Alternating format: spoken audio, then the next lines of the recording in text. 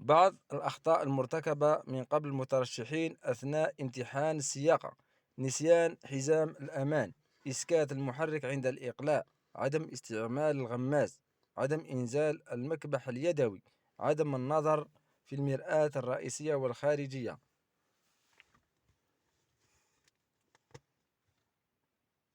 السير بالسرعة الأولى دون الانتقال إلى السرعة الثانية، إسكات المحرك عند الوقوف نتيجة لعدم الضغط على دواسة الفاصل الأمبرياج، الوقوف بعيدا عن الرصيف، الوقوف بالسرعة الثالثة، عبور تقاطع الطرق والممهلات بالسرعة الثالثة، الدوران بالسرعة الثالثة، الوقوف في الأماكن الممنوعة، الدوران في منتصف الطريق،